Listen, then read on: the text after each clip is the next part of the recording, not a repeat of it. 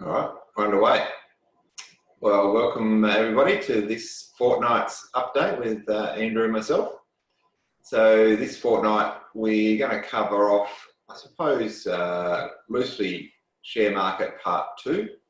We talked about investments in equities and the share market probably 3 or 4 weeks ago now, and ran out a bit of time, so we'll do part 2 today about investments. So I'll hand it over to Andrew.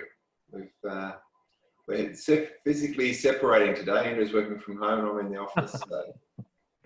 And we can compare footwear at the end of the presentation, Andrew. Yeah. All right, hand it over to you. Thanks, Mike.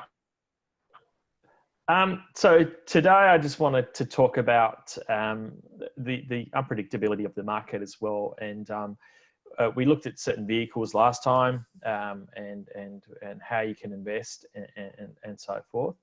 But today I just wanted to sort of start with a fairly reasonable statement in my view, that we don't really know what's going to happen in the market on a daily basis, let alone going into the future. But we broadly understand where fluctuations occur and what's going on based on the type of assets that we invest in. So with that, I thought it would be a good time to just run through a bit of I suppose, a guide against a balanced fund in the market. And I'll just switch across to here. A balanced fund in the market is typically what a lot of people invest in through their industry funds or their retail fund. And it's broadly an investment that we see that has around about 65% of investments in growth assets, being shares, managed funds, property, international shares and so forth, and also around about 30% in more defensive investments, which is kind of your safety blanket, your insurances. So for example, cash, fixed interest, it can be international fixed interest products or bonds or Australian bonds and so forth. But generally it provides an income return versus the growth side of the portfolio is looking at income plus growth. So broadly a balanced fund has 70% in growth and 30% in defensive. I wanted to bring up a slide here just to show you, and this is from a colleague of mine, Peter from Morningstar. So I'll just need to reference Peter and thank him for providing the slide. But this just shows 1 month rolling returns from September 95 to August 2015. I know it's outside of the period that we're in now, but I think it shows and represents what goes on in the market. Now, just to give you an understanding what a rolling return is, it's just basically an average of the month. So on this graph, it's plotted across the graph, the positive returns and the negative returns based on averages for each month from September 95 to August 2015. As you can see, there's periods where in the green where you're getting outperformance, and then there's days where you're getting negative returns. This is typical of what goes on a daily basis for investments. And it shows you that it's fairly unpredictable. It's very random. But overall, if we start to look at broadly at larger timeframes, that the returns become a bit more consistent from that perspective. Do you have any questions on the slide, Michael, at all? Just interested. So I'm just trying to get my bearings on the time frame. So the GFC was within that ran 208 from memory. 208, yeah, that's right. So, but there's a bit of red, quite a solid bit of red, probably around the 2000 and... The tech wreck, yeah. Oh, it's the tech wreck there, okay. Yeah. And the bubble leading up to it, is it? Sort of, because quite strong green leading up to it, and then all of a sudden it's fallen off a cliff, isn't it? That's right. And I presume that the GFC's around this period here. The point's interesting, isn't it? Like you've got from a plus, what is it, a plus nearly 6%, probably at its extreme, and then a minus 10. And bearing in mind, these are monthly figures, so a plus 6 annualized is like a 72% annual return, and then a minus 10 is like 120% if you use that as a that's right. And that's yeah. So in saying that, the rolling returns sort of paint a bit of a picture for you. And I'll just go down to the next slide. Yeah. So I've just put broadly here, the green bars are the good months in which the market rises and the returns are positive. And the red bars are the bad months when the market falls. And so short-term investing in markets is a random mix of green and red. And I think that slide shows that pretty clearly from that point of view. Sometimes the changes are large and sometimes the changes are small, but as you can see, it's fairly random. So what I wanted to move to is a similar period from 95 to 2015, just showing 1 year returns. And now I think that sort of it starts to give you a bit more clarity on periods and periods where you know that you've got good market performance and periods that have gone poorly. And as you can see, there's quite a bit of green in that period. And there's 3 major areas of red. And as we discussed, because I haven't got the full detail of this slide, I presume it's the tech wreck around 2000 here, and then the GFC in that period of time. So as you can see, overall, if you look at the randomness of the market, once you start to look at 1 year rolling returns, the averages will smooth out and you can start to clump together good periods where the market has provided good overall returns in that year. Do you have any questions there, Michael, at all? So this is just to clarify, this is looking back at a 12-month historical window at the end of each month, I'm presuming? Yes. Yeah, I think that's what. Yeah. So that's why I'm reading it. So you're saying August 2015 as an example, what was the returns on that balanced superannuation fund for the 12 months leading into August 15? That's right. Yeah. So once again, it's higher than I thought and lower than I thought. If you take it, because the 12 month is sort of quite a good window to look through, and you're pushing nearly 30%, some of those peaks, and then the tech wreck minus 30, and then minus whatever 15s around your GFC. So I suppose which is consistent. Yeah. Yeah. People said, a super's been trashed. I always think the headlines are the red, like you'll see that on the nightly news, and then you'll get a lot of green increment, but no headlines because it just ticks away. That's right. Yeah.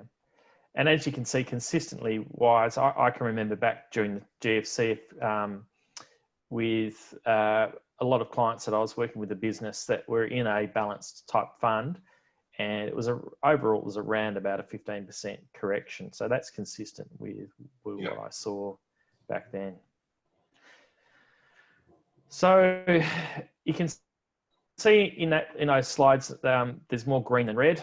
And you can see over time that they sort of clump together, and so it starts to give you extended periods of positive and negative performance. I might just flick to the next slide for you, and I'll just, before I do that, I'll just show you what a rolling 10-year average looks like, and we'll just have a go back to the questions here. As you can see, after you start to look at a rolling 10-year returns on the balanced fund, you're getting a lot more green. It looks like a bit of a, I suppose, a nice piece of cut grass as such, and it evens out. So when you're looking at that over a period of time, and you're getting an average return, you can see more consistency over the longer period. But in saying that, there's a lot of volatility that's occurred during that period of time, which if you're looking at those those returns here in this graph, you think, oh, it looks pretty consistent. But the reality is it hasn't been a smooth ride as such from that perspective. But overall, when you've been invested in a growth-orientated fund, as such as a balanced fund, you are getting for the risk that you're taking on, you are getting a return from the investments itself. Just going back to that, Andrew. So the growth assets. Yeah. Sorry, I'm just struggling a little bit today with my earpiece mic. So sorry. That's right. The interesting thing that jumped off the page for me there was it's a really strong, 7-8% type of long-term average. That's very, very clear to me there. That's right. And long-term, we're defining as a 10-year return. That's right. And so I suppose some balanced funds vary in their makeup, but ones that I've seen recently, they are designed to target between around about a 7 to an 8% return on a rolling 10-year period. So that's showing consistency where the performance of that fund. Yeah. So I will jump back up here. So the message I want to take out of here is that the risk that you take on for that type of portfolio over the longer term is compensated. You do get a return, and it does fall into that 7 to 8% return period from these statistics here. Now, depending on how you invest, of course, you might have different portfolios that might be targeting different returns. So we're broadly looking here at Morningstar's balanced fund approach from that perspective. So what I'm saying there is that if you're targeting more of a aggressive type portfolio, you're taking on more risk, you would expect that risk will be compensated with a slightly better return over time. Now, despite all the negative 1 month results over that 10-year period, it looks fairly consistent from that perspective. But the message that I wanted to take away today with most investors is that if you start to invest and you have a timeline for around about a 10-year period, then you reduce the risk of losing your money because time smooths out the averages as such. So short-term investing is fraught with a little bit more danger because you're trying to time things. But as you get over a period of time and you've invested for 10 years or so, it does smooth out the returns, and the averages seem a lot more clearer from my view. The other takeaway is that we can be fairly certain at the moment since February that we've had a reasonably large correction, and now things have rebounded, and so that begs the question to most investors: when would you buy, and would you make your purchase in the month before prices fell or the month after? And obviously, you're getting more value, which we've seen, and which was spiked the interest in the market in the last few months, with everyone getting excited that they generally felt that the market there was discounted and there was value in the market to purchase assets, and you've seen a rush of different investors and younger people jumping into the market to invest in shares and so forth. It comes back to my view, the type of vehicle that you use to invest, and most people are familiar with their superannuation, which does a regular investment. If you're earning an income and you're getting paid your super guarantee and payments from your employer, it's regularly investing into the market over a period of time, depending on when your employer puts the funds into your super fund. So what I'd say there, that most people had continued to do that whilst the market was down. And so you still are reaping returns with your super payments at the moment. So you're buying assets when they're discounted, which is good to remember. The other piece to the pie there is that whether you've jumped in and purchased assets at the moment, it had lazy cash sitting around, you would generally have felt in the last 6 weeks that was a reasonable period to start to invest. I think right now, as the markets come back, and I was reading some commentary today with different fund managers' opinions, that is this just a momentary spike in the market from which has traditionally happened in corrections in previous times, or is this normalization? I'm sort of holding off on that at the moment. I'm not sure, in my view, if we've got through all the noise in the market at this point in time. So what I wanted to take away is this timing market's very, very difficult. And that's why a lot of the time when you're looking at doing investments, it's good to just do progressive into the market investments that smooth out your returns over a period of time. And it also reduces the amount of risk that you take on, because you're buying assets at different periods where different valuations have occurred over time. Do you want me to run back to any of those slides, Michael, at all? Or any? No, I just, I suppose there's a couple of things spring to mind. One is, I think you had in one of your slides a risk-free rate of return. So what would that look like from an investment perspective? Or type of investment, I suppose, class of investment. Well, a risk-free type of investment, I suppose, is your cash type investments, where you're not taking on, I suppose, any market risk at the moment. So that's when you go into an investment where you're taking on a little bit of risk, whether it's shares or managed funds or exchange traded funds, depending on the asset class that you invest in. You're taking on that volatility. So a risk-free type of asset class, in my view, is your cash or your fixed interest ones, or your income. Yeah, okay. Generating. So if you go and get a term deposit with the CBA, that's sort of a very risk-free, because government guarantees that deposit with that. That's right. CBA bank, and you'll get the 1.5% sort of guaranteed on your piece of, on your term deposit certificate.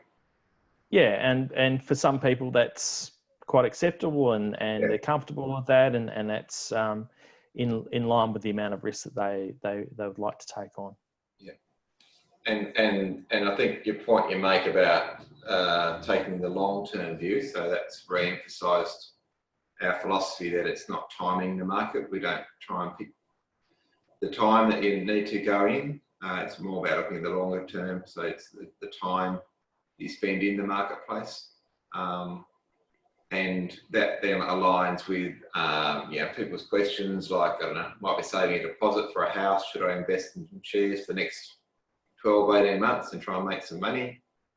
And our answer would be no, because we don't know. It could be plus 15, minus 15%. So and correct. You come out without a deposit-free house. So that's too risky for someone looking to do that. But if someone's saying, look, I'm playing the long-term game, then it would make sense to take that 10-year perspective for a long-term investment. That's right. I mean, and that's why when you're looking at an investment plan, that the purpose of why you're investing, are you saving for a house deposit? Yeah. Are you saving for your children's education? It does set a time frame, and generally most of the time, unless you're a quality stock picker and you know what's going on, which most of us don't. Most of us don't have that skill set, and we utilize someone who's better at doing that than ourselves, for example, fund managers or so forth, you would generally pick an investment that has a mandated return over a period of time. And so most investments that you look at from a managed portfolio point of view generally give you an indication of how long you need to be invested before you need to access the funds, and that's dependent on how you profile, and also how you what investments that you choose from that period of time. But exactly, if you're going to save for a house, Michael, I would not be suggesting throwing money into the market unless it's a fair few years out that you need to access it. But if it's within 3 years, then you'd take a less risky approach to the return.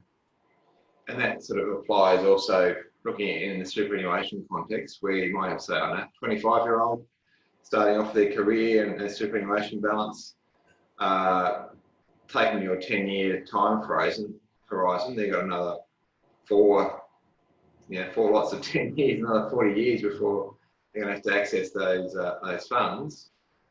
So they can afford to take the long-term view, be more aggressive over playing the long-term game.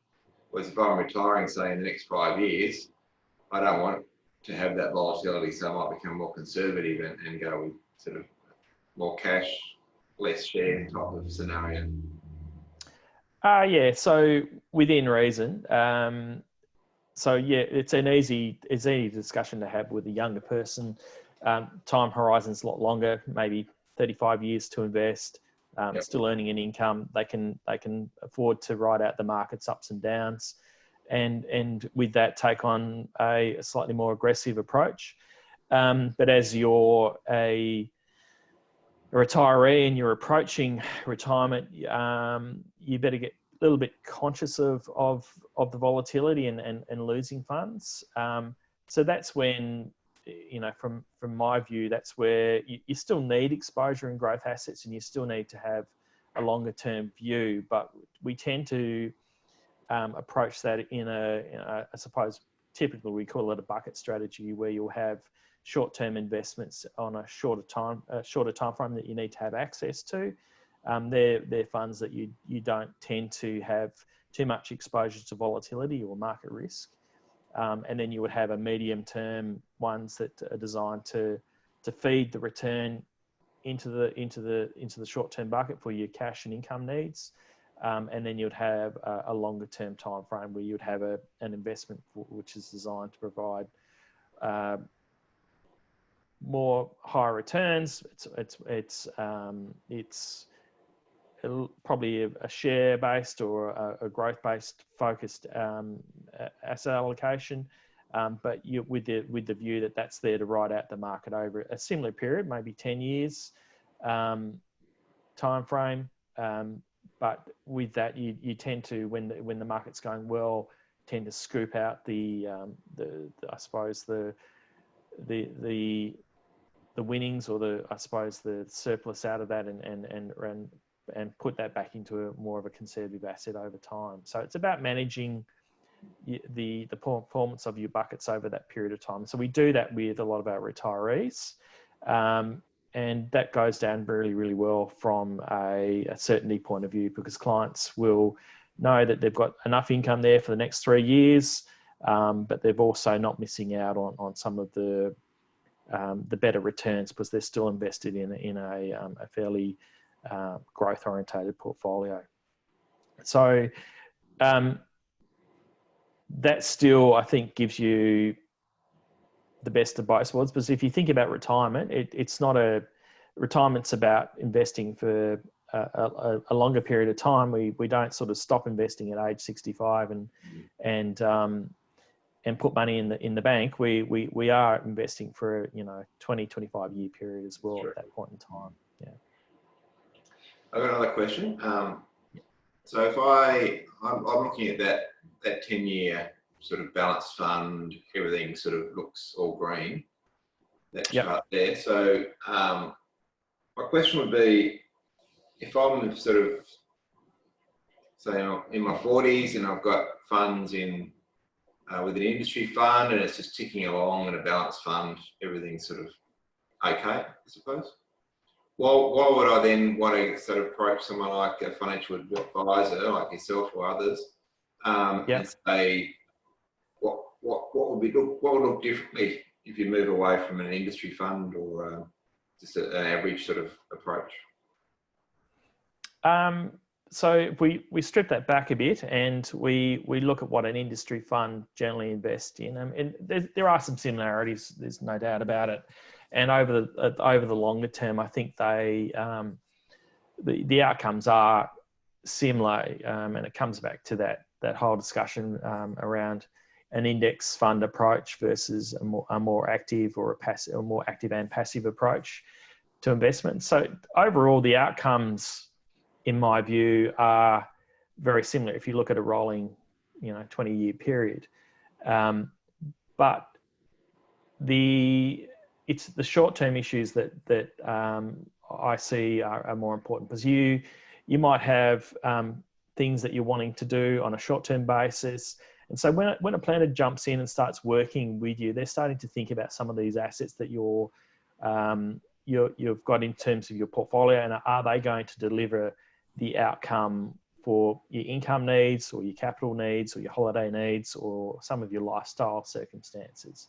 So it's not a one sort of a set approach. It's a more tailored approach where you start to look at different timeframes and how you invest over that period of time. My view comes down to philosophy. Do you value active management? I know there's been a lot of comment around, broadly active managers don't outperform index managers over the longer term, or they're very similar. What I see, Michael, is that some of the quality active managers and that you look at, and if you're not averaging them out across the board, there are some good winners, there are some good performers in the active space, and it comes down to your investment philosophy as well. But if you've got a long-term view, and you're in I suppose an industry fund, for example, there's some recent history of some of the funds being able to pay some redemptions, which we're having trouble with. You've got to understand that some of those assets that they may have been invested in might not be as liquid as other types of investments. So that does come into play. It comes down, in my view, to philosophy. But if you broadly put it up against each other over a rolling 20-year period, there's probably a similar outcome. It's just the short-term needs. But most of the time, when you're dealing with clients in the retirement phase, there's things that they want to do. And so you need to have certainty around how you deliver that. And I don't think just a holus bolus portfolio approach really meets those needs on a regular basis. The other thing I see is the investments that you can choose can really protect your downside as well. And there's different ones that you can have investment protection in place, or you can have a lot of investments that invest in unmarket linked investments, which are alternatives. For example, they might be investing in airports or that type of infrastructure, or there's different types of investments that aren't going to be market linked, and they tend to not be as volatile. And then you've got different instruments that you can invest in that different fund managers use to smooth out returns and reduce the risk in portfolios. So my view is if you're wanting to have more of a concentrated, more of a thoughtful approach, and you've got short-term needs that you need to think about and you're wanting to achieve, then that's when the value of a planner comes into play. But if you're investing for the long term, you don't want to access your funds, and you're comparing a 20-year period, then the outcomes can be very similar in that as well. Thank you. Does that explain it? Sorry, I'm struggling to hear a little bit today. I apologise. Turn your hearing aid up. Keep going. Sorry to interrupt that one. That's all right. I might just go down to imputation credits, and if you might like to go through this, Mike, is part of your understanding from an accountancy point of view. Yeah, certainly. So this was brought in probably off the top of my head, late 80s, the Hawke Keating era. It's probably internationally quite a leading sort of measure put in place at that time, when they basically would recognise, from a taxation perspective, the company tax that had been paid on the dividend has been paid to the investor. So this is where a company makes a profit, so it makes $100 profit, pays company tax, say 30 cents in the dollar, so it pays 30 cents, has 70 cents left. That company's growing their business, so they still need maybe 50 to 60 cents in the dollar stay in the business to fund the growth, and they might give you a 10 cents dividend per share out to its investors. So you as an investor receive the 10 cents, you've got 10 shares, you get a dollar into your bank account these days. What they will also give you is the company will also say if it's franked or fully franked, partially franked, or unfranked. Typically, most companies have made a profit, have paid company tax, and therefore will issue a fully franked dividend. Fully franked means that that dividend's been had its company tax paid on. And what it does, it recognises, okay, I've already had company tax paid, therefore I'll recognise that as a credit in the individual's or the investor's hands. So if it's the individual holds those shares, when we look at their personal tax return, that dividend is taxable income, but also will recognise the credit that came with it from what the company tax has paid. So personal tax rates are scaled, so they start at 0% for the first $18,000 per annum, then the 19%, then 32.5%, etc. So depending on where you fit in the in your annual taxable income, that credit may then say it's 30 cents in your target, and your marginal tax rate is 32.5%, you'll pay an extra 2.5%. But if your marginal tax rate is only 19%, you actually receive an additional 11%. So this essentially was the argument around at the last federal election, when Labor went with a policy to not recognise effectively that credit if it resulted in a tax refund for an individual. So only give you a tax credit up until your tax liability.